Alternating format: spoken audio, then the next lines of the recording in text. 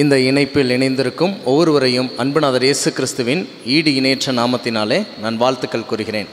இந்த சூரிய அஸ்தமன நேரத்திலும் கூட ஆண்டவருடைய சமூகத்தில் வந்து உட்கார்ந்து கர்த்தருடைய வார்த்தையை படிப்பதற்காக வந்திருக்கிற ஒவ்வொரு உள்ளத்தையும் கர்த்தர் ஆசீர்வதிப்பாராக. இன்றைக்கு குழந்தைகளை குறிவைக்கும் சாத்தான் என்ற தலைப்பின் கீழாக நாம் தியானிக்கப் போகிறோம். இதை பிள்ளைகளை பெற்ற, பிள்ளைகளை வளர்க்கின்ற, பிள்ளைகளின் மீது கரிசனை கொண்டிருக்கிற ஒவ்வொரு நபருக்கும் இந்த பிரசங்கம் போதுமானதாக, வாழ்க்கையில் நினைப்பூட்டக்கூடிய ஒரு செய்தியாக இருக்கும் என்று நான் நம்புகிறேன். இந்த செய்திக்குள்ளாக கடந்து போவதற்கு முன்பதாக ஒரு சிறு ஜெபம், கர்த்தருடைய ஒத்தாசைக்காக ஜெபிப்போம், ஜெபம் செய்வோம். கிருபை நிறைந்த நல்ல ஆண்டவரே, உம்முடைய ஒத்தாசை அதிகமாக தேவை. இந்த வார்த்தை எங்கள் வாழ்க்கையாக மாறவும், எங்கள் பிள்ளைகளை நாங்கள் இன்னும் அதிகமாக பத்திரப்படுத்தி கொள்ள நீர் கிருபை செய்ய வேண்டுமாய் ஜெபிக்கிறோம். பரிசுத்த ஆவியானவருடைய வல்லமை இப்பொழுது வேண்டும். சொல்லக்கூடிய சத்தியம் தெளிவாகவும் கூர்மையாகவும் நேர்த்தியாகவும் சொல்லப்பட ஆவியானவருடைய பொழிவு வேண்டுமாய் ஜெபிக்கிறோம். கேட்கிற உம்முடைய பிள்ளைகளுக்கும் தெளிந்த மனதோடு கேட்கவும், திறந்த மனதோடு கேட்கவும் உதவி செய்ய வேண்டுமாய் இயேசுவின் ஈடு இணையற்ற நாமத்தினாலே கேட்கிறேன், ஜெபங்களும் நல்ல பிதாவே, ஆமேன், ஆமேன்.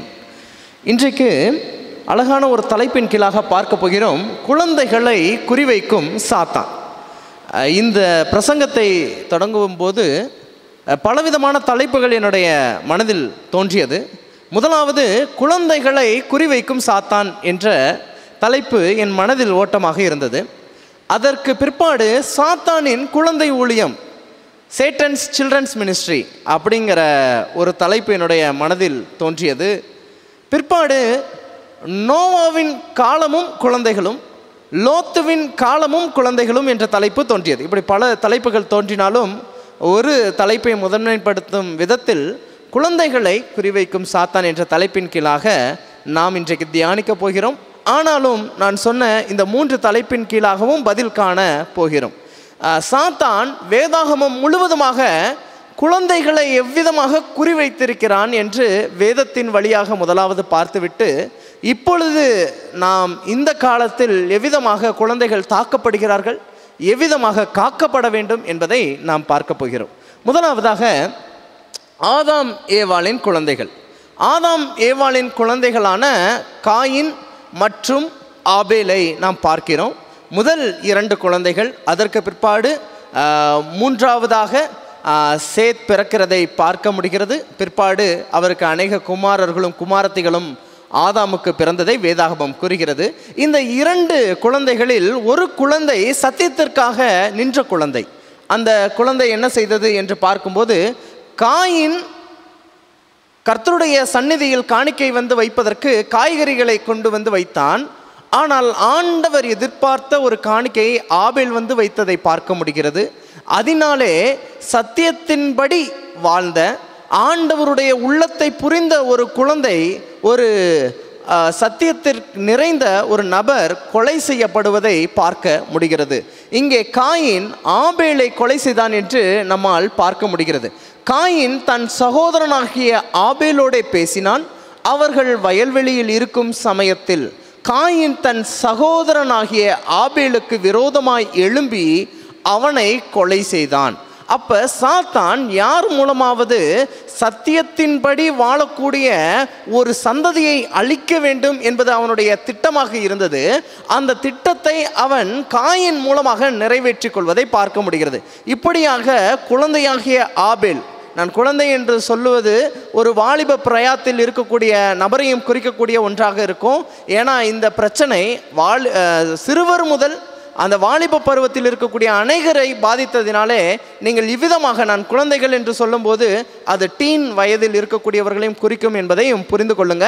இப்போ சத்தியத்தின்படி வாழ்ந்த ஒரு மனிதன், ஒரு மகன், ஒரு வாலிபன் கொலை செய்யப்படுவதை பார்க்க முடியுது. சரி, அடுத்து என்னென்னலாம் வேதாகமத்தில் எவ்விதமாக சாத்தானானவன் குறிவைத்து குழந்தைகளை அழிக்கிறான் என்பதை கொஞ்சம் கவனமாக பார்க்கலாம்.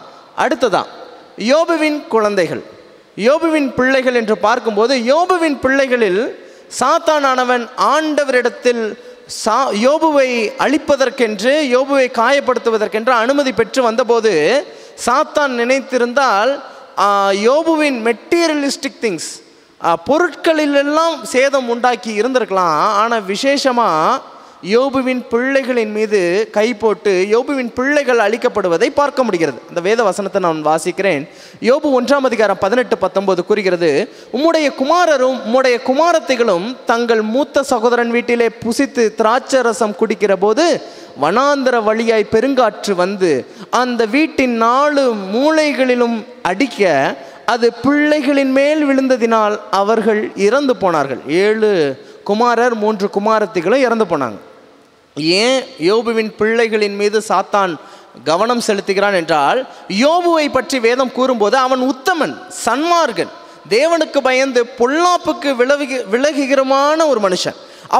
அப்படிப்பட்ட உத்தம மனிதனுடைய உத்தம சந்ததி பெருகிவிடக்கூடாது என்று ஒரு பிள்ளையை கூட விட்டு வைக்காம எல்லா சந்ததியும் சாத்தானானவன் குறிவைத்து அழிக்கிறான். அப்போ பாருங்க, ஆதாம் ஏவாள், அதற்கு பிற்பாடு சத்தியத்தை சுமந்து வந்த சந்ததியா ஆபேல் தோன்றுகிறார். ஆபேலை அழிப்பது சாத்தானுடைய திட்டமாய் இருக்கிறது. இங்கே யோபு உத்தமனாய் இருக்கிறார். யோபுவின் சந்ததியில் யாரும் உத்தமனாய் தோன்றிவிடக்கூடாது, சன்மார்கனாய் தோன்றிவிடக்கூடாது, தேவனுக்கு பயந்து பொல்லாப்புக்கு விலகிறவனாக தோன்றிவிடக்கூடாதுன்னு அந்த சந்ததியவே தூக்குறதுக்கு, காலி பண்ணுறதுக்கு சாத்தான் வேலை செய்கிறான். இப்படி எப்படிலாம் வேலை செய்கிறான்னு பார்க்கலாம். ஓகே, அடுத்து மோசையின் காலத்து குழந்தைகள். மோசையின் காலத்தில் குழந்தைகளுக்கு என்ன ஆயிற்று என்பது நன்றாக நமக்கு தெரியும். மோசையின் காலத்தில் பிறக்கக்கூடிய ஆண் பிள்ளைகளை நதியிலே போட்டு அழிக்கும்படியாக பார்வோன் மன்னன் கட்டளையிட்டான். அப்படியாக நதியில் போடப்படும் போது பெட்டிக்குள் வைத்து போடப்பட்ட ஒரு குழந்தை தான் மோசே. ஆனால் மோசே பத்திரமாக காக்கப்பட்டதை நம்மால் தெரிந்து கொள்ள முடிகிறது.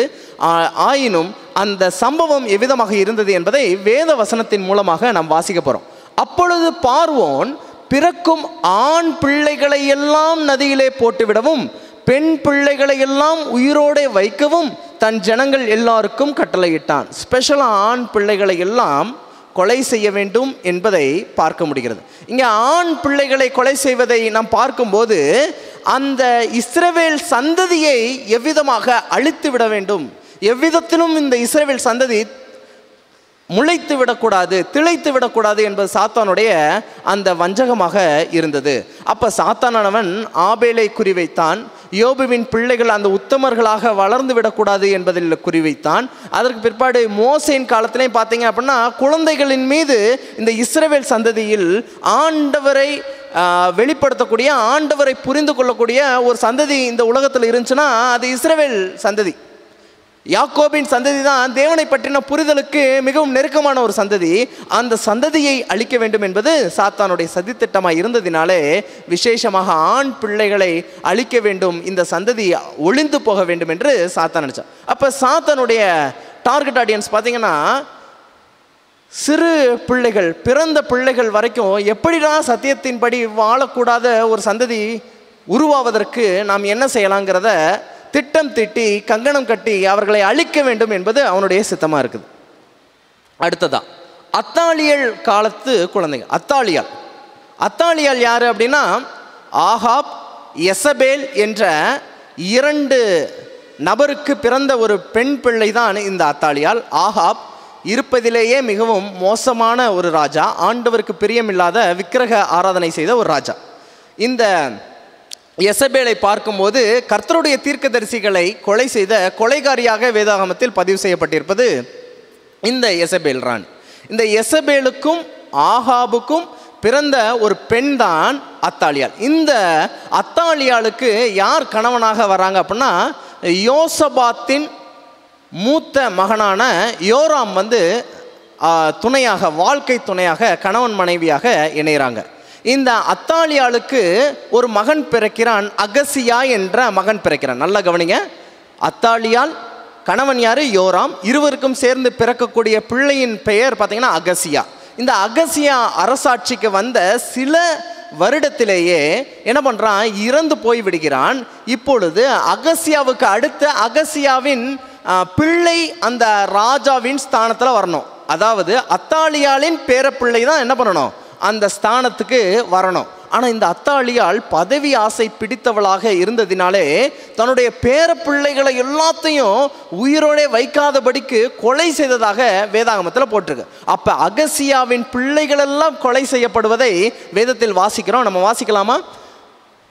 யோராம் என்னும் ராஜாவின் குமாரத்தையும் அகசியாவின் சகோதரியுமாகிய யோசபால் கொலையுண்ணப்படுகிற ராஜகுமாரரில் நடுவில் இருக்கிற அகசியாவின் மகனாகிய யோவாசை களவாய் எடுத்தாள். அவன் கொல்லப்படாதபடி அவனையும் அவன் தாதியையும் அத்தாளியாளுக்கு தெரியாமல் பள்ளி அறையிலே ஒளித்து வைத்தார்கள். 2 ராஜாக்கள் 11ஆம் அதிகாரம் 2ஆம் வாக்கியம். ஒருவேளை இந்த சம்பவத்தெல்லாம் படிக்கணும் அப்படின்னா 2 ராஜாக்களில் போய் என்ன பண்ணுங்க, படித்து பார்த்தீங்கன்னா ரொம்ப சுவாரஸ்யமான ஒரு சம்பவம். அத்தாலியில் எல்லா பிள்ளைகளையும் கொலை செய்யும் போது இந்த யோசபால் என்ற பெண் மட்டும் அங்கே இருக்கக்கூடிய அகசியாவின் ஒரு மகனான யோவாசை களவாய் எடுத்து அவனை ஒளித்து வைத்து மறைத்து வைத்து வளர்த்ததை பார்க்க முடியுது. அப்போ பாருங்க, இந்த ஸ்டோரி எல்லாமே, இந்த சம்பவங்கள் எல்லாம் என்ன சொல்லுதுன்னா, Satan is targeting children, Satan is targeting kids. குழந்தைகளை சாத்தான் குறிவைக்கிறான் என்பதை புரிந்து கொள்ள முடியுது. அடுத்ததா இயேசுவின் காலத்து குழந்தைகள். இயேசுவானவர் பிறக்கும்போது 2 வயதுக்குட்பட்ட ஆண் குழந்தைகளை கொலை செய்யும்படி ஏரோதுவுக்கு என்ன பண்ணப்படுது, சொல்லப்படுது. நல்லா கவனிப்போமா? அப்பொழுது ஏரோது தான் சாஸ்திரிகளால் வஞ்சிக்கப்பட்டதை கண்டு மிகுந்த கோபமடைந்து ஆட்களை அனுப்பி தான் சாஸ்திரிகளிடத்தில் திட்டமாய் விசாரித்த காலத்தின்படியே பெத்லகேமிலும் அதன் சகல எல்லைகளிலும் இருந்த 2 வயதுக்குட்பட்ட எல்லா ஆண் பிள்ளைகளையும் கொலை செய்தான். அப்போ இங்கே ஏரோதுவுக்கு ஒரு விஷயம் நல்லா தெரிஞ்சிருச்சு. ராஜாவாக சத்தியத்திற்கு சாட்சி கொடுக்கக்கூடிய ஒரு குழந்தை ஒன்று பிறந்தது. ஆனால் அந்த குழந்தை முழுவதுமாக அழிக்கப்பட வேண்டும் என்பதை அவன் யூகித்தவனாக, அந்த குழந்தை எந்த குழந்தைன்னு தெரியல. அதனால பெத்லகேமை சுற்றிலும் உள்ள அனைத்து தேசத்திலையும் என்ன பண்ணுறான் அப்படின்னா அவன் கொலை செய்வதை பார்க்க முடியுது. அப்போ இங்கே நம்ம பார்த்ததெல்லாம் பாருங்கள், ஆதாம் ஏவாளுடைய பிள்ளைகளாக இருக்கட்டும், யோபுவின் பிள்ளைகளாக இருக்கட்டும், அதற்கு பிற்பாடு மோசையின் காலத்தில் நடந்த குழந்தைகள் கொலையாக இருக்கட்டும், அதற்கு பிற்பாடு அத்தாலியல் செய்த குழந்தைகள் கொலையாக இருக்கட்டும், இயேசுவின் காலத்தில் நடந்த குழந்தைகள் கொலையாக இருக்கட்டும், Satan is purposefully targeting kids. குழந்தைகளை குறி வச்சு சாத்தான் கொலை செய்கிற விஷயங்களை பார்த்துக்கிட்டே இருக்க முடியுது. சரி, இவன் ஒரு பக்கம் கொலை செய்து குழந்தைகளை அழிக்கிறான், மறுபுறம் எப்படியெல்லாம் செயல்படுறாங்கிறதையும் வேதத்தில் நம்ம என்ன பண்ண போகிறோம்னா பார்க்க போகிறோம். ரொம்ப இன்ட்ரெஸ்டிங்கான சில விஷயத்தை நம்ம என்ன பண்ணலாம் பார்க்கலாம். இப்போது நியாயாதிபதி காலத்தின் குழந்தைகள் நியாயாதிபதியின் காலத்தின் சந்ததி என்று நாம் புரிந்து கொள்ளலாம். இப்போ ஒரு வசனம் வாசிக்கிறேன். இந்த நியாயாதிபதி காலத்தில் ஒரு சந்ததி ஒன்று உருவாது. அந்த சந்ததியை பற்றி வேதம் என்ன சொல்லுது அப்படிங்கிறத நம்ம பார்க்கலாம். வாசிக்கலாமா? அக்காலத்தில் இருந்த சந்ததியார் எல்லாரும் தங்கள் பிதாக்களுடன் சேர்க்கப்பட்ட பின்பு கர்த்தரையும் அவர் இஸ்ரவேலுக்காக செய்த கிரியையும் அறியாத வேறொரு சந்ததி அவர்களுக்கு பின் எழும்பிற்று. அப்போ நியாயாதிபதியின் காலத்தில் பார்த்தீங்கன்னா அதுக்கு முன்னாடி விசுவாச மார்க்கத்தாரா கானான் தேசத்துக்குள்ளே போனாங்க. அந்த விசுவாச மார்க்கத்தார் மன்னா பொழிந்ததை பார்த்தாங்க. அதற்கு பிற்பாடு வனாந்திரத்தில் தண்ணி இல்லாத போது கண்மலையின் தண்ணீரை பார்த்தாங்க. அதற்கு பிற்பாடு அவர்கள் வேண்டிக் கொண்டபடி காடை அதிசயமாக பொழிந்ததை பார்த்தாங்க. ஆண்டவருடைய மேக ஸ்தம்பத்தை பார்த்தாங்க, அக்கினி ஸ்தம்பத்தை பார்த்தாங்கன்னு ஆண்டவருடைய எல்லா அதிசயங்களையும் அற்புதங்களையும் பார்த்து பார்த்து பார்த்து பார்த்து வளர்ந்த ஒரு சந்ததி அந்த விசுவாச மார்க்கத்தாரான சந்ததி. அவர்கள் தான் யோர்தானை கடந்த அந்த யோர்தான் பிரவாகித்து வரக்கூடிய யோர்தான் அப்படியே ஸ்தம்பித்து நின்னதை பார்த்தாங்க. அப்படி அதிசயங்களையும் அற்புதங்களையும் பார்த்து மெய்யான தெய்வத்தை அறிந்து கொண்டிருந்த சந்ததிக்கு அடுத்து ஒரு சந்ததி உண்டாச்சான். அவர்கள் கர்த்தரை அறியாத ஒரு சந்ததி.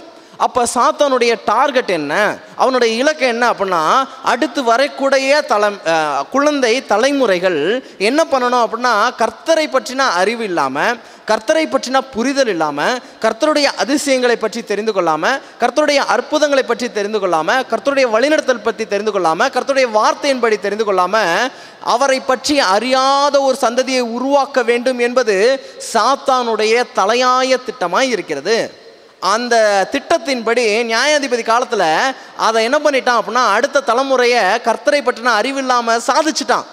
வசனம் சொல்லுது, வாசிக்கலாமா? கர்த்தரையும் அவர் இஸ்ரவேலுக்காக செய்த கிரியையும் அறியாத வேறொரு சந்ததி அவர்களுக்கு பின் எழும்பிற்று. சரி, அடுத்து என்ன நடந்துச்சு பார்க்கலாமா? அப்பொழுது இஸ்ரவேல் புத்திரர் கர்த்தரின் பார்வைக்கு பொல்லாப்பானதை செய்து பாகால்களை சேவித்து தங்கள் பிதாக்களை எகிப்து தேசத்திலிருந்து புறப்பட பண்ணின அவர்களுடைய தேவனாகிய கர்த்தரை விட்டு தங்களை சுற்றிலும் இருக்கிற ஜனங்களுடைய தேவர்களாகிய அந்நிய தேவர்களை பின்பற்றி போய் அவர்களை பணிந்து கொண்டு கர்த்தருக்கு கோபம் ஓட்டினார்கள். கர்த்தரை பற்றின அறிவு இல்லாதப்போ அந்த குழந்தை, அந்த சந்ததி என்ன பண்ணுதான்? அந்நிய தேவர்களை, அந்நிய காரியங்களை செய்ததாக பார்க்குறோம். ஓகே, நியாயாதிபதியின் காலத்தில் கர்த்தரின் கிரியை அறியாத ஒரு சந்ததியை உருவாக்குவதற்கு சாத்தான் மிகவும் தந்திரமாக செயல்பட்ட அப்படி ஒரு சந்ததியை உருவாக்குனதுனால கர்த்தரை பற்றின அறிவு இல்லை, அந்நிய தேவர்களுடைய அறிவு அவர்களுக்கு இருந்தது. சரி, அடுத்து என்ன நடக்குன்னு பார்க்கலாம். ஓகே, ஏலியின் காலத்து குழந்தைகள். சரி, இந்த ஏலி ஆசாரியனாக இருந்தவர். இவருடைய பிள்ளைகள் எப்படி இருந்தாங்க அப்படின்னு வேதத்தில் சொல்லியிருக்கு, வாசிப்போமா? ஏலியின் குமாரர் பேலியாளின் மக்களாய் இருந்தார்கள், அவர்கள் கர்த்தரை அறியவில்லை. இந்த வேதாகமத்தில் பேலியாளின் மக்கள், பேலியாளின் பிள்ளைகள் என்று நீங்கள் தேடி பார்த்தீங்கன்னா அநேகர் பேலியாளின் பிள்ளைகளாக, பேலியாளின் மக்களாக இருக்கிறாங்க. அப்படின்னா அந்நிய தேவர்களை பின்பற்றக்கூடிய, அசுத்தமான காரியங்களில் ஈடுபடக்கூடிய பொல்லாதவர்களை இந்த பேலியாளின் மக்கள் என்று குறிப்பிடுவாங்க. அன்னாலை கூட ஏலி பார்த்தபோது உம்முடைய மகளை பேலியாளின் மக்களில் ஒருவராக எண்ணாதீங்க அப்படின்னு ஏலியின் இடத்தில் அன்னாள் சொன்னதை பார்க்க முடியுது. இப்போ கவனிங்க, ஏலி யாரு அப்படின்னா ஆசாரியன், பாஸ்டர். என்ன நார்மல் பாஸ்டரா அப்படின்னு பார்த்தீங்கன்னா இருக்கிறதுலையே பிரதான ஆசாரியனுடைய இடத்தில் இருந்தவர், ரொம்ப பெரிய மனுஷன். ஆனால் அப்படிப்பட்ட ஒரு பாஸ்டர் புள்ள எப்படி இருந்துச்சு அப்படின்னா, அங்கே ஏலியின் பிள்ளைகள் எப்படியாக இருந்தார்கள் என்று வேதாகமம் கூறுகிறது, அவர்கள் கர்த்தரை அறியவில்லை. அப்படின்னா என்ன அர்த்தம்? ஆண்டவருடைய வார்த்தை அவர்களுக்கு தெரியவில்லை, அந்த வார்த்தையின் உணர்த்துதல் இல்லை, வேதம் சொல்லப்படக்கூடிய வார்த்தையின் மகத்துவம் அவங்களுக்கு தெரியல, பொய் சாட்சி சொல்லக்கூடாதுங்கிறத பற்றி தெரியல, ஆண்டவருடைய வார்த்தையின்படி மற்றவருடைய இதயத்தை காயப்படுத்தக்கூடாதுங்கிறது தெரியல, சத்தியத்தின்படி ஓய்வு நாளை அனுசரிக்க வேண்டும் என்பது தெரியல, ஏழைகளுக்கு இரக்கம் காட்ட வேண்டும் என்பது தெரியல, ஆண்டவருடைய ஆலயத்திலே இவ்விதமாக செயல்பட வேண்டும் என்று தெரியல. ஒரு ஆசாரியனுடைய பிள்ளைகள் கர்த்தரை பற்றி அறியாது இருந்தால் அடுத்த தலைமுறை ஆசாரியன் உருவாகுவாங்களா? அப்படின்னா ஏலிதான் ஆசாரிய வம்சத்திலே கடைசி நபராக இருந்திருக்கக்கூடும், பார்த்தீங்களா? அப்போ இங்கே கவனிங்க, ஒரு இன்ட்ரெஸ்டிங்கான விஷயத்த சொல்கிறேன். அன்னாள் வருஷம் ஆலயத்துக்கு வராங்க. அன்னாளுக்கு என்ன இல்லை? குழந்தை இல்லை. அப்போ அன்னாள் பார்க்குறாங்க, ஏலி இவ்விதமாக கடவுளுக்கு பயபக்தியாக இருக்கிறாரு, ஆனால் ஏலி பிள்ளைங்க தான் அடுத்து அவருடைய ஸ்தானத்தில் வரணும். ஆனால் இந்த ஏலியின் பிள்ளைகள் இப்படி துன்மார்க்கமாக வாழும் பொழுது ஆண்டவரிடத்தில் கேட்டா, என்ன கேட்டா? ஆண்டவரே, எனக்கு ஒரு ஆண் பிள்ளை கொடுங்க, அந்த ஆண் பிள்ளை இந்த ஏலிக்கு அடுத்த சந்ததியாக என்ன பண்ணணும்? இருக்கணும் அப்படின்னு சொல்லிட்டு தன்னுடைய பிள்ளைய, தவமிருந்து பெற்ற பிள்ளைய ஆலயத்துக்கு கொடுப்பேன்னு சொன்னாங்க. ஏன் ஆண் பிள்ளை கேட்டாங்க அப்படின்னா, ஒருவேளை சமுதாயத்தில் ஆண் பிள்ளைகளுக்கு என்றால் ஒரு மதிப்பு, பெண் பிள்ளைகளுக்கு என்றால் ஒரு மதிப்பு, அப்படிலாம் கிடையாது. அவங்க ஸ்பெஷலாக ஆண் பிள்ளை கேட்டதுக்கான காரணம், இங்கே ஏலியின் சந்ததியான பிள்ளைகள் அடுத்து ஏலியின் அந்த வம்சத்தில் செய்யக்கூடிய ஆசாரிய ஊழியம் செய்வதற்கான தகுதியற்றவர்களாக இருந்தார்கள். ஆனால் கர்த்தருடைய வார்த்தையை படித்து தகுதியான ஆசாரிய ஊழியம் செய்யக்கூடிய ஒருவன் வர வேண்டும். ஆண்டவரே, அப்படி வரக்கூடிய நபர் என் பிள்ளையா இருக்கணும், எனக்கு ஆண் பிள்ளை தாங்க, உங்களுக்கு கொடுக்குறேன் அப்படின்னு சொல்லி நினச்சி தான் ஆண் பிள்ளை வேணும்னு கேட்டாங்க. பொதுவாக இன்றைக்கு அநேகர் ஆண் பிள்ளைக்காக ஜெபிப்பது உண்டு.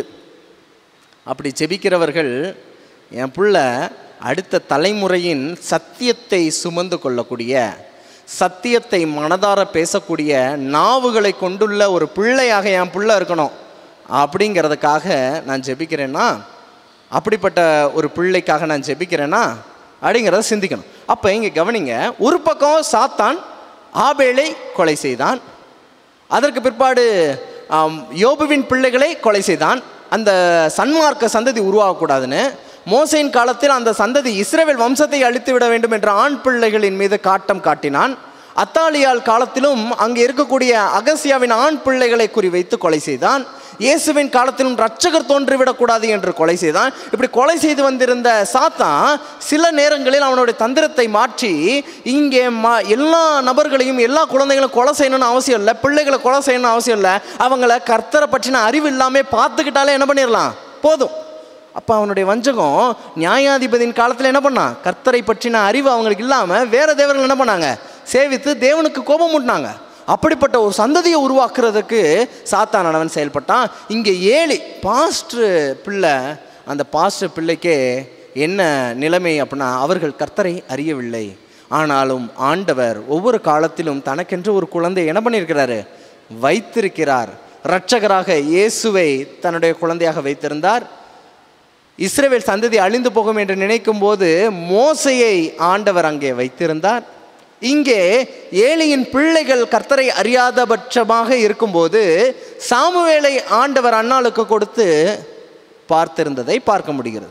சரி, இதற்கு அடுத்ததாக ஒரு முக்கியமான விஷயத்தை நம்ம பார்க்க போகிறோம். சரிங்களா? ஓகே, இப்போது இந்த விஷயத்தை பார்க்குற முன்னாடி ஒரு விஷயம் சொல்கிறேன்.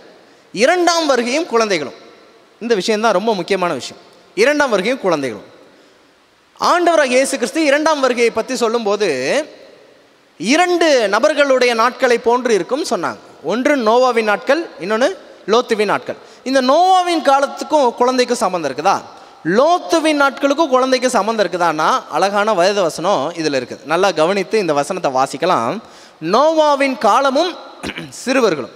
நோவாவின் காலத்தில் சிறுவர்கள் எப்படி இருந்தாங்க அப்படிங்கிறத நம்ம புரிஞ்சுக்க போகிறோம். Children in the days of Noah எப்படி இருந்தாங்கன்னு பார்க்கலாம். சரிங்களா? வாசிக்கலாம்.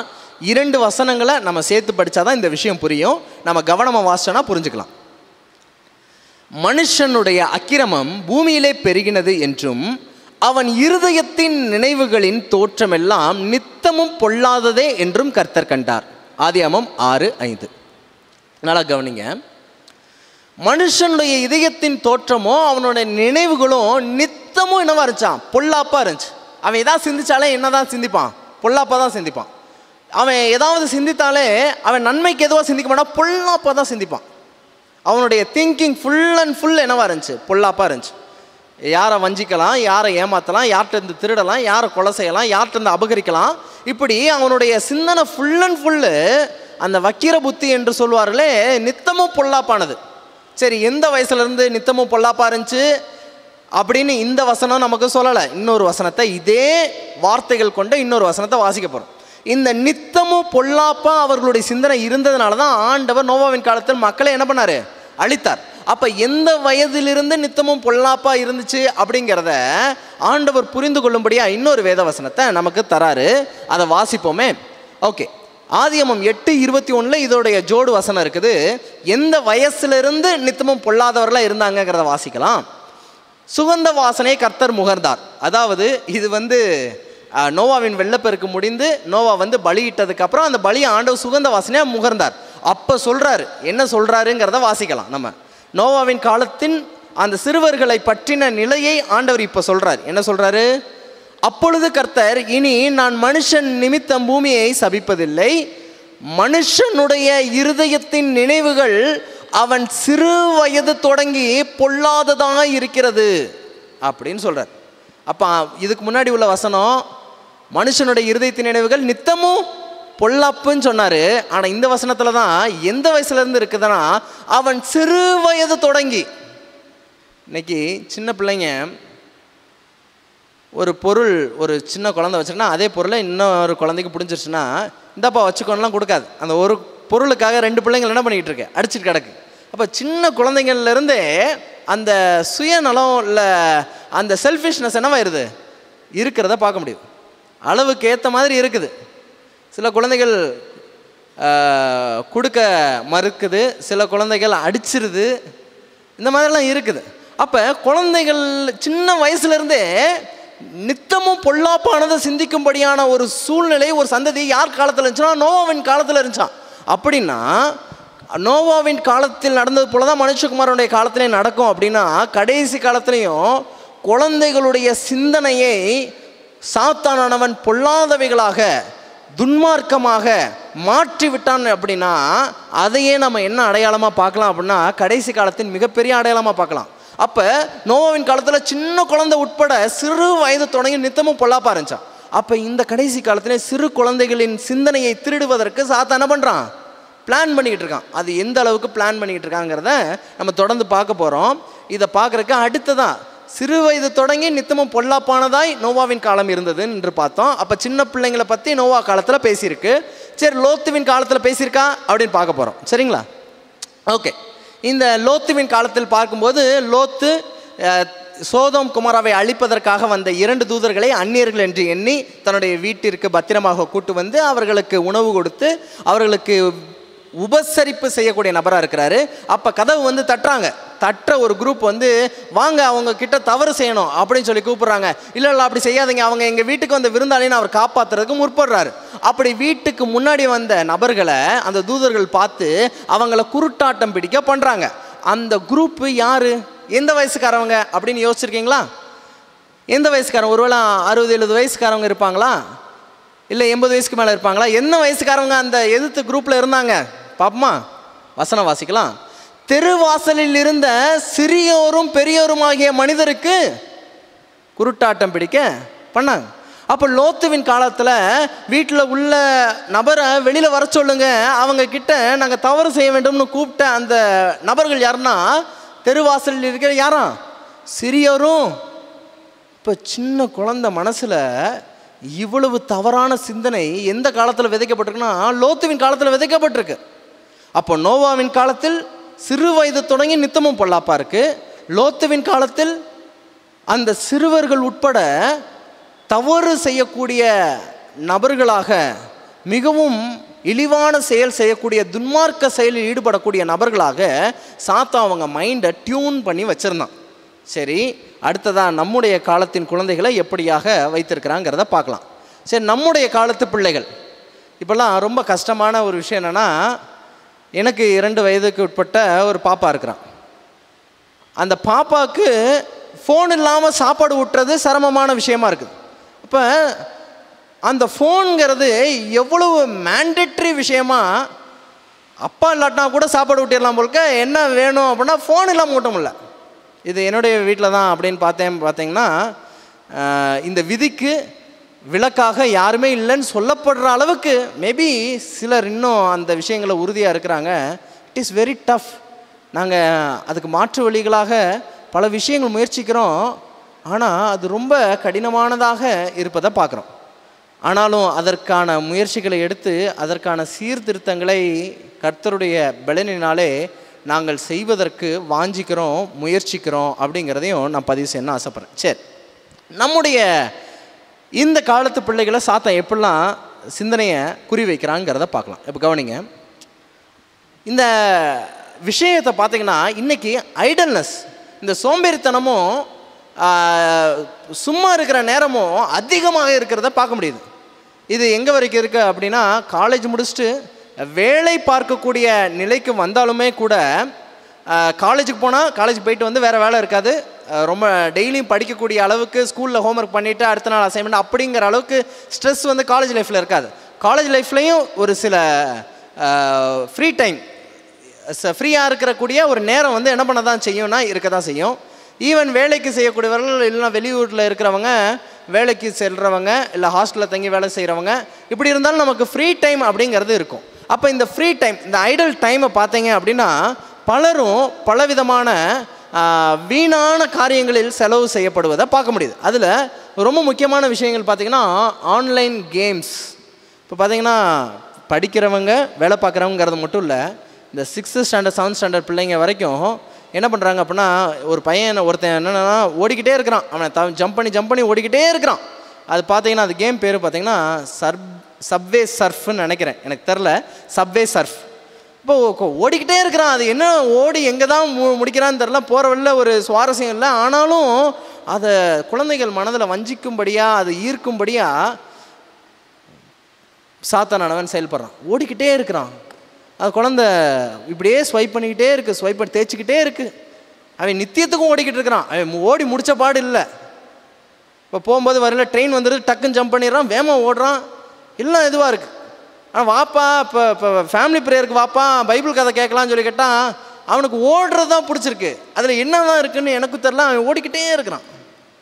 ஒரு பக்கம் இது, இன்னொரு பக்கம் பார்த்தீங்கன்னா இன்னும் கொஞ்சம் கேம்ஸ்லாம் இருக்குது. அந்த துப்பாக்கி வச்சு ஒரு இடத்துலையும் சுடுற மாதிரியான கேம்ஸ்லாம் இருக்குது. அந்த கேம்ஸ்லாம் பார்த்தீங்கன்னா ஒரு 4-5 ஃப்ரெண்ட்ஸ் எல்லாம் சேர்ந்துக்கிறாங்க.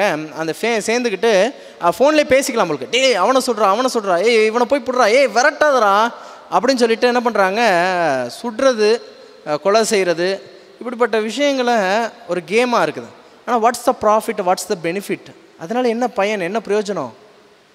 என் கண்ணு கெட்டி இருக்கக்கூடிய அம்மாவுக்கு உதவி செய்வதற்கு அம்மா கூப்பிட்டாலும் இந்த அம்மாவுக்கு வேறு வேலையே இல்லை. எப்போ பார்த்தாலும் நான் விளையாடும் போது தான் என்ன பண்ணுறாங்க, கூப்பிட்றாங்க. சலிப்பு ஏற்படுது.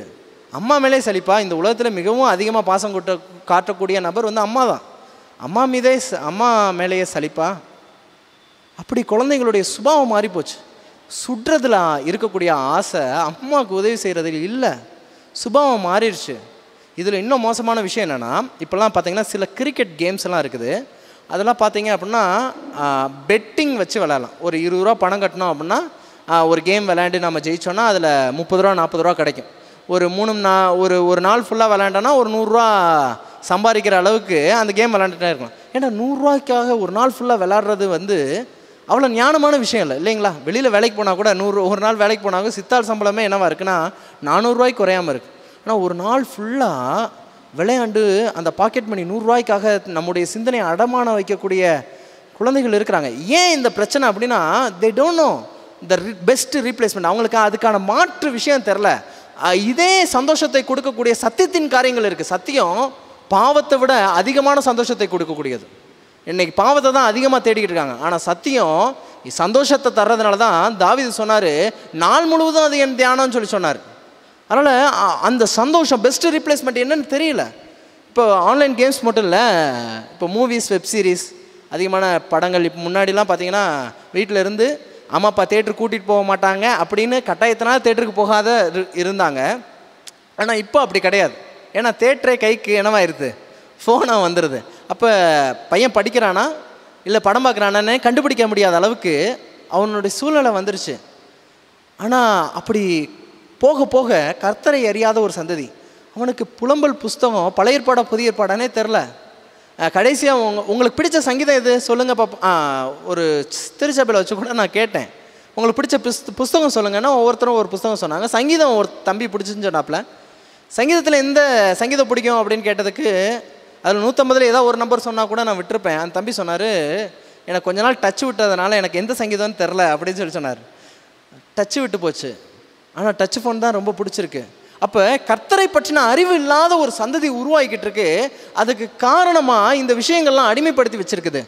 பல பேருக்கு கார்ட்டூன்ஸ், அந்த கார்ட்டூன் ஒருத்தர் கேட்டிருக்கிறாரு, ஒரு இன்டர்நெட்டில் ஒருத்தர் கேள்வி கேட்டிருக்காரு. என்னென்னா, இந்த ஸ்பைடர்மேன், பேட்மேன் இதெல்லாம் அந்த கார்ட்டூன்லாம் பிள்ளைங்க பார்த்து அந்த பிள்ளைக்கு ஸ்பைடர்மேன்லாம் பொய்யான விஷயம்னு சொல்லி அந்த அப்பாவுக்கு புரிய வைக்க முடியலையா பிள்ளைக்கு. எப்படி என் பிள்ளைக்கு வந்து இந்த ஸ்பைடர்மேன்லாம் உண்மையிலே கிடையாது, அது சும்மா படத்தில் வர்ற ஒரு மாயாஜால விஷயம், அது ஒரு பொய்யான விஷயங்கிறத புரிய வைக்க, how to prove my kid the Spiderman is a myth அப்படின்னு சொல்லிட்டு என்ன பண்ணியிருக்காங்க, குவாராங்கிற இணையதளத்தில் கேள்வி கேட்டிருக்காங்க. அந்த அளவுக்கு தான் நம்முடைய பிள்ளைகளுடைய பாதிப்பு இருக்கிறத பார்க்க முடியுது.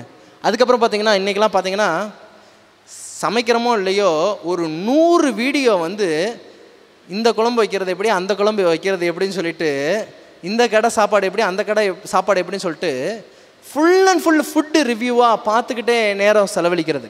கடைசியாக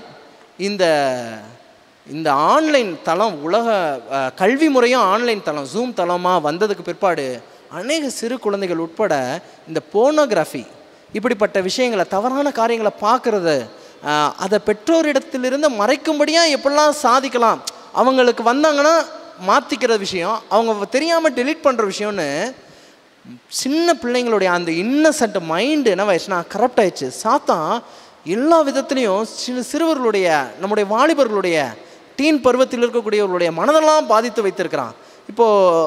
இப்போ குழந்தைகளை வளர்க்கக்கூடிய பிள்ளைகளுக்கான தீர்வுகள் என்னென்னா, பிள்ளைகளை தனியாக விடாதீங்க. சரி, 1 மணி நேரம் நான் ஃபோன் பார்த்துக்கினா வேணாம், ஃபோன் இல்லாமையே நம்ம வாழ்க்கை சுவாரஸ்யமாக இருக்கும்.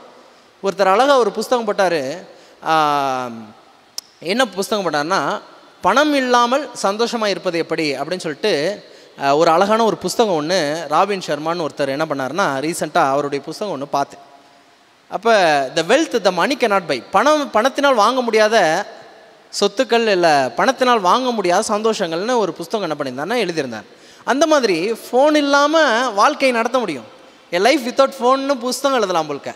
அப்படி அளவிற்கு ஃபோனை சார்ந்து இல்லாமே ஒரு குழந்தை என்ன பண்ண முடியும், நம்மளால் வளர்க்க முடியும். அதுக்கு நம்ம பல விஷயங்கள் ஈடுபடுத்தலாம். முதல்ல அம்மா சமைக்கிறாங்கன்னா சமைக்கிறதுல குழந்தைகள் என்ன பண்ணணும், அதில் ஈடுபடுத்தலாம். அடுத்து வீட்டை க்ளீன் பண்ணுறதுலலாம் என்ன பண்ணணும், ஈடுபடுத்தலாம். அடுத்து குழந்தைகளுக்கு இந்த இசை பயிற்சி, இசை காரியங்கள்லாம் க்ரியேட்டிவிட்டி தூண்டக்கூடிய விஷயம், இசை காரியங்களில் அவர்களை ஈடுபடுத்தலாம். அதற்கு பிற்பாடு ஸ்டிச்சிங், தையல், இந்த எம்ப்ராய்டரி, இப்படிப்பட்ட விஷயங்களெல்லாம் அவர்களுக்கு கற்றுக் கொடுக்கலாம். அதற்கு பிற்பாடு அவர்களுக்கு டிராயிங், வரைவதற்கான காரியங்களில் அவர்களை ஈடுபடுத்தலாம். கார்டனிங், உங்கள் வீட்டில் பெரிய தோட்டம் இருக்குன்னு அவசியம் இல்லை, 2 தொட்டி வாங்கி கொடுத்த அவங்கள பராமரிப்பதற்கான வழிமுறைகளை ஒரு 4-5 தொட்டி, பூ தொட்டி வாங்கி கொடுத்தோ இல்லை ஒரு விதை போட்டு தக்காளியோ இல்லை வீட்டுக்கு தேவையான உபயோக பொருட்கள் வாங்கக்கூடிய அளவிற்கு கூட அவர்கள் என்ன பண்ணலாம், கார்டனிங்க்கு ஈடுபடுத்தலாம். ஃபிசிக்கல் கேம்ஸ், ஸ்விம்மிங் பூல் கூட்டிகிட்டு போய்ட்டு அவங்கள ஸ்விம் பண்ணுறதுக்கு ட்ரெயின் பண்ணலாம். இன்னொன்று காம்படிட்டிவ் ஸ்பிரிட் வராத அளவுக்கு அவர்களை எவ்வளவு தூரம் இன்னும் ஃபிசிக்கலாக அவங்கள ஈடுபடுத்த முடியுமோ ஈடுபடுத்தலாம். இந்த ஈடுபடுத்தக்கூடிய காரியங்கள் எல்லாமே பெற்றோர்கள் முன்னின்று பிள்ளைகளை பார்த்து கொள்ள வேண்டிய கட்டாயமான விஷயமா இருக்குது. அப்படி பிள்ளைங்களை பெற்றோர் பார்த்துக்கல, பெற்றோரும் சாத்தான் குறி வைக்கக்கூடிய விஷயங்களில் அகப்பட்டு இருக்கிறாங்க அப்படின்னா பிள்ளைகளும் அவ்விதமாக தான் இருப்பாங்க. அப்போ பிள்ளைகளை பெற்றோர்கள் கட்டாயமாக பார்த்துக்கணும். இல்லைனா கர்த்தரை அறியாத வேறொரு சந்ததி உண்டானது போல், நியாயாதிபதி காலத்தில் உண்டானது போல தான் உண்டாகும். அதை ஏழியின் பிள்ளைகளை போல தான் நாம் எவ்வளவு விசுவாசத்தில் உறுதியாக இருந்தாலுமே நம்முடைய விசுவாசத்தை அப்படியே பின்தொடரக்கூடிய ஒரு சந்ததி உருவாகாத அளவுக்கு தான் நம்ம பிள்ளைங்க வளருவாங்க. ஏன்னா இந்த உலகம் மிகவும் நம்முடைய சிந்தனை கூர்மையை, சிந்தனை குவிப்பை திசை திருப்பும் அளவிற்கு 1000 காரியம் இருக்குது, 1000 காரியம் இருக்குது, லட்சம் காரியம் இருக்குது. நம்ம பிள்ளைகளை பத்திரமா பார்த்துக்க வேண்டியது நம்முடைய கடமை. நம்முடைய பிள்ளைகள் மட்டும் இல்லை, குழந்தை ஊழியம் செய்யக்கூடியவங்க, சில்ட்ரன்ஸ் மினிஸ்ட்ரி பண்ணுறவங்க, சபையிலும் சரி சுற்றிலும் வட்டாரத்திலும் உள்ளவங்க, நீங்கள் இந்த செய்தியை கேளுங்க.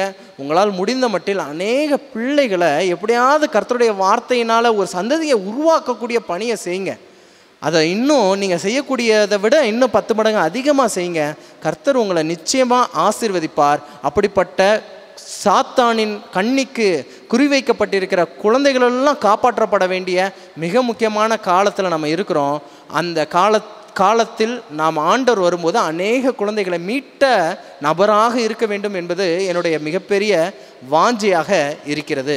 இந்த விஷயத்தில் நீங்கள் பார்த்தீங்க அப்படின்னா இப்போவே பெரியவர்கள் திருச்சபையில் இருக்கும் அளவிற்கு அந்த விசுவாசம் வைராக்கியமும், பெரியவர்களுக்கு இருந்த அந்த விசுவாசம் வைராக்கியமோ, இல்லை ஒரு போதகருக்கு இருக்கக்கூடிய விசுவாசம் வைராக்கியமோ, இல்லை தலைமுறையாக தாத்தா பாட்டிக்கு இருக்கக்கூடிய விசுவாசம் வைராக்கியமோ அடுத்து இருக்கக்கூடிய பிள்ளைகளுக்கு இல்லை. அது மிகவும் குறைவாக காணப்படுது. அநேக பெற்றோர்களுடைய அழுகையாக இருக்குது. பிள்ளைங்க வாரத்துக்கு சர்ச்சுக்கு போகிறாங்க, கீபோர்ட் போடுறாங்க, பாட்டு படிக்கிறாங்க, ஆனால் என்னுடைய பிள்ளை மொபைல் விஷயத்தில் அடிக்டடாக இருக்குன்னு ஃபோன் பண்ணி ஜெபிக்கக்கூடிய பெற்றோர்கள் கூட இருக்கிறாங்க. அப்போ நாம் நம்முடைய பிள்ளைகளை பார்த்து கொள்ள வேண்டிய மிக முக்கியமான நேரத்தில் என்ன பண்ணுறோம் இருக்கிறோம். கடைசி ஸ்லைட், இயேசு நமக்கு கொடுத்த ஒரு அறிவுரையை மட்டும் வாசித்து முடிக்கலாம். சரி, இயேசுவின் அறிவுரைகள். இயேசு அவர்கள் முகமாய் திரும்பி, எருசலேமின் குமாரத்திகளே, நீங்கள் எனக்காக அழாமல் உங்களுக்காகவும் உங்கள் பிள்ளைகளுக்காகவும் அழுங்கள். பொதுவாக தன்னுடைய பிள்ளைகளுக்காக எதுவுமே செய்ய தரலன்னு வச்சுக்கோங்களேன், ஏசப்பாட்ட போய் அழுகவாது செய்யுங்க. If you don't know anything, just cry in the feet of Jesus. இயேசுவின் பாதத்தில் போய் என் பிள்ளை வளர்க்க தெரில, என் பிள்ளை இந்த அடிமைத்தனத்திலேருந்து விடுவிக்க தெரில, என் பிள்ளையுடைய நண்பர்கள் வட்டாரத்துலேருந்து என்னை காக்க தெரில, ஆண்டவரே ரட்சிங்கன்னு சொல்லிட்டு தன்னுடைய பிள்ளைக்காக அழுகிற தாயும் தந்தைமாரும் தேவை. அப்படி இருந்தால் தான் அடுத்த சந்ததி காக்கப்படும். நம்முடைய பெரியவர்களை விட வாலிபர்கள் அதிகமாக இருக்க வேண்டிய திருச்சபையில், நம்முடைய உலகளாவிய திருச்சபையிலேயே யங்ஸ்டர்ஸ் ஆர் ஃபாலிங் ஆஃப். திருச்சபையிலிருந்து அநேகர் சத்தியத்தை விட்டு வெளியே போகிறாங்க. எத்தனையோ வாலிபர்கள் வெளியில் போகிறாங்க. ஏன்னா I don't convinced by the truth, எனக்கு சத்தியத்தின் மீது பெரிய வாஞ்சை இல்லைன்னே சொல்லிட்டு போகிறாங்க. எனக்கு உலகம் தான் பிடிச்சிருக்குன்னு போகிறாங்க. அதுலேயும் பார்த்தீங்க இன்றைக்கி அநேகர் எத்தனையோ விதமான வஞ்சனைகளில் விழுந்து போகிறாங்க. தவறான அடிமைத்தனங்கள், தவறான பொழுதுபோக்குகள் எல்லாத்துலேயும் அப்படி ஒரு சந்ததி விழுந்து போய்விடாதபடி இருக்கிறவங்களாவது அழுவோம், பிள்ளைகளை காப்பாற்றுவோம். சாத்தான் குழந்தை ஊழியம் அபரிவிதமாக செய்கிறான். திருச்சபையில் குழந்தை ஊழியம் செய்யக்கூடியவர்கள் நீங்கள் இன்னும் அயராது 10 மடங்கு தேவனுக்காக உழைக்கக்கூடிய காலம் இது. நீங்கள் மீட்டு கொள்ளும்போது அது ஒரு குழந்தையை நீங்கள் மீட்கவில்லை, ஒரு சந்ததியை மீட்கிறீர்கள் என்பதை நினைவில் கொண்டு செயல்படுங்கள். கர்த்தர் நம்முடைய பிள்ளைகளையும் நம்மை சுற்றிலும் உள்ள பிள்ளைகளையும் ரட்சிப்பாராக, காப்பாராக. தேவன் தாமே கொடுத்த இந்த நல்வாய்ப்புக்காக நன்றி. ஒரு ஜெபம் செய்து நான் நிறைவு செய்கிறேன். கிருபை நிறைந்த நல்ல ஆண்டவரே, இரக்கம் நிறைந்தவரே, சாத்தானானவன் ஒவ்வொரு தலைமுறையிலும் ஆண்டவரே சத்தியத்திற்காக நிற்கக்கூடிய தலைமுறைகளை குறிவைக்கிறான். ஆதாமின் மகனான ஆபேலை, யோபுவின் பிள்ளைகளை, ஆண்டவரே மோசையின் காலத்தில் உள்ள குழந்தைகளை, ஆண்டவரே இயேசுவின் காலத்தில் உள்ள குழந்தைகளை, ஏலியின் பிள்ளைகளை, இப்படி எல்லா பிள்ளைகளை குறிவைத்து கர்த்தரை அறியாத ஒரு சந்ததியை உருவாக்க நினைக்கிறான். ஆனால் அவனுடைய எண்ணெல்லாம் பொய்யா போட்டோம். எங்கள் திருச்சபையில் எங்களுடைய பிள்ளைகளை காக்கிறதுக்கான ஞானம் தாங்க. பெற்றோர்களாகிய நாங்கள் இப்படிப்பட்ட மொபைல் அடிமைத்தனத்தில் இருந்தோன்னா பிள்ளைகளை மீட்க நாங்கள் விடுவிக்கப்பட கிருபை செய்யுங்க. இந்த நல்ல வாய்ப்புக்காக நன்றி. இந்த செய்தி அனைவருடைய சிந்தனையை தெளிவுபடுத்தட்டும், உயிர்ப்பிக்கட்டும். தேவன் தாமே கொடுத்த நல்வாய்ப்புக்காக நன்றி. ஆமேன், ஆமேன்.